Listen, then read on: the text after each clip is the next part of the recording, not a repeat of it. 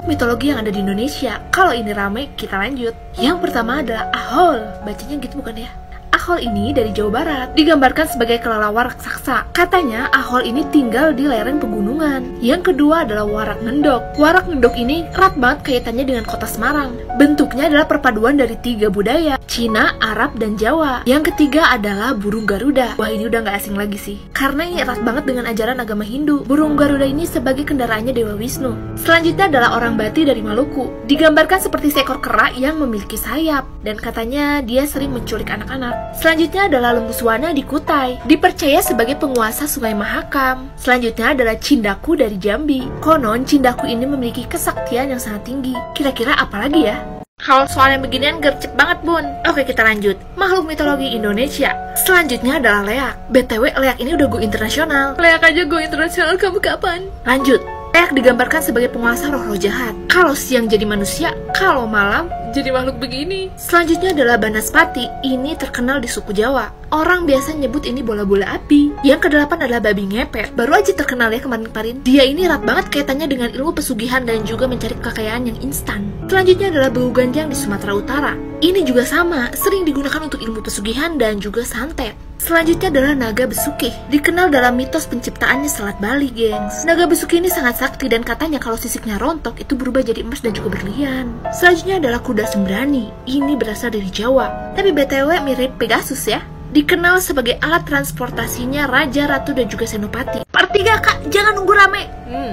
Oke. Kali ini makhluk mitologi Indonesia khusus para ratu yang cantik-cantik menjelita. Yang pertama adalah Ratu Jungjung Bui atau Putri Jungjung Bui. Konon katanya dia adalah penguasa Selat Kalimata. Selanjutnya adalah Nyai Gadung Melati. Konon katanya beliau ini dekat dengan Patih Gajah Mada. Beliau juga dipercaya sebagai penguasa Gunung Wuto yang menjadi gerbang ke dunia mistis yang ada di Gunung Merapi. Selanjutnya adalah Nyi Rantamsari atau biasa yang disebut dengan Dewi Lanjar. Beliau adalah wanita mistis yang sangat disegani di wilayah pantai utara. Selanjutnya adalah Nyi Blorong. Please deh, siapa yang gak kenal dengan Nyi Blorong? Dia tuh sama populernya seperti Nyi Roro Kidul. Banyak banget versi cerita tentang Nyi Blorong ini. Salah satunya adalah dulu, sosok Nyi Blorong ini dikenal sebagai Nyimas Dewi Anggatasari. Selanjutnya adalah yang paling fenomenal, Kanjeng Ratu Kidul dan juga Nyi Roro Kidul. Kabarnya beliau adalah dua sosok yang berbeda.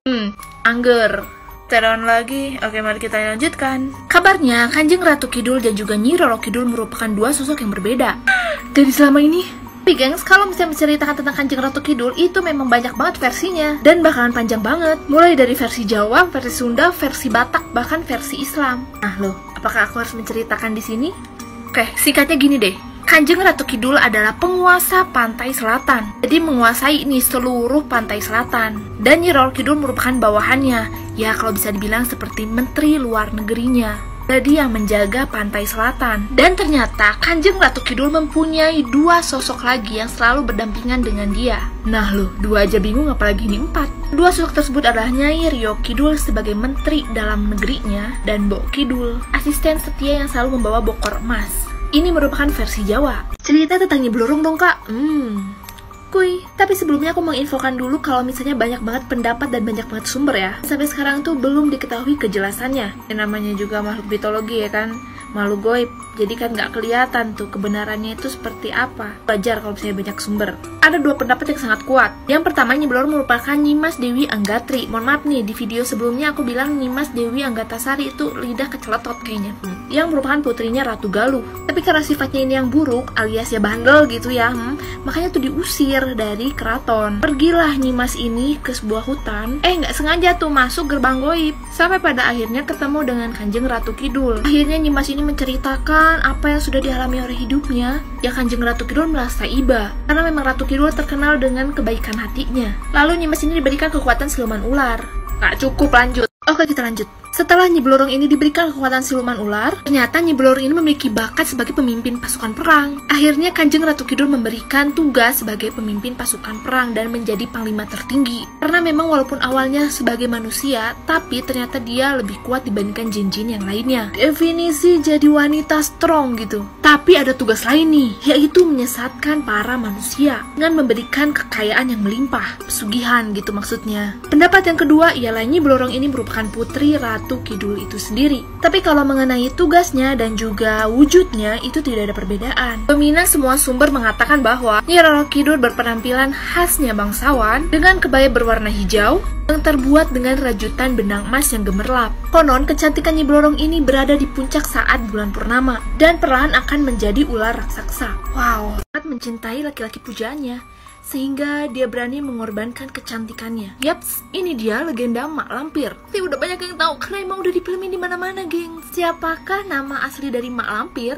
Ya, namanya itu Siti Lampir Maimunah. Legenda yang berasal dari Sumatera Barat. Ya, kalian tau lah ya kisahnya atau legendanya Gunung Merapi. Walaupun berasal dari Sumatera Barat, tapi banyak nih ceritanya itu yang diadaptasi ke cerita Jawa. Oke, kita langsung aja masuk ke ceritanya. Mak Lampir merupakan seorang putri dari kerajaan kuno, yaitu kerajaan Champa yang diambil dari bahasa Vietnam. Mak Lampir ini tuh sangat cantik, gengs. Cantik, jelita, menawan ya. Pokoknya the best banget deh. Nah, suatu hari tuh dia menyukai seorang pria, gengs. Tapi ternyata dia itu tidak direstui hubungannya. Maka dari itu dia sakit hati dan akhirnya dia bertapaklah ke sebuah gunung. Orang zaman dahulu keren ya kalau sakit hati langsung bertapak, gengs. Kalau kita sakit hati langsung nulis status gitu ya. Lanjut. Saat bertapa ia bertemu orang yang sangat sakti. Karena nih orang sakti banget lah, akhirnya Mak Lampir ini tuh berguru lah sama dia. Gak main-main, gurunya itu sampai membagi kesaktiannya sama Mak Lampir ini. Setelah dia selesai dalam pertapaannya, dia selesai berguru, ia mencoba untuk mencari laki-laki pujaannya itu. Tapi gak pernah ketemu, gengs, kasihan banget kan. Akhirnya Mak Lampir sama Datuk Panglima Kumbang ini bertemu loh, tapi bertemunya itu di medan perang. Dan saat itulah Datuk ini meninggal pada saat pertempuran itu. Walaupun mereka berperang di medan perang, tapi Mak Lampir tetap menyayangi dia dan dia berniat untuk menghidupkan kembali kekasihnya ini.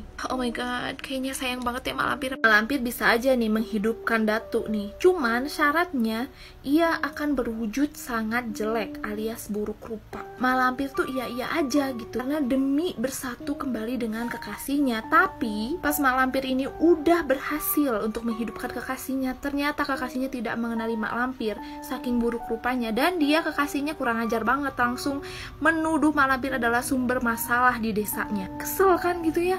Nah dari situlah Mak Lampir langsung berbuat kejahatan. Di asalnya Mak Lampir ini tuh baik, cuman karena dikecewakan oleh laki-laki dia langsung menjadi jahat. Yang bener ya kalau sakit hati itu dapat mengubah segalanya. Elsa ada hewan mitologi nih, namanya Barong. Menarik juga. Oke, cus. Ini dia makhluk mitologi Barongan atau Barong. Merupakan figur mitologi dari Bali dan juga Jawa. Penampilannya itu digambarkan seperti binatang. Dan yang paling terkenal itu yang berkaki 4 dan yang berkaki 2 dengan kepala singa. Barongan ini pertama kali dikenal di Bali dan juga di Jawa Timur pada saat sebagian populasi menganut keyakinan animisme. Barongan ini merupakan karakter utama dalam legenda Jawa Bali sebagai perwujudan dari nilai-nilai keadilan dan juga kebaikan. Ada berbagai macam barongan nih, jadi ada macam-macam, ada banyak. Di antaranya ada barong keket, barong bangkal, barong macan, barong asu. Mohon maaf, itu bukan bahasa kasar ya, itu asu emang namanya begitu, barong asu. Barong landung, barong gajah, barong berutuk, barong nong-nongkling, dan juga yang lainnya itu masih ada lagi.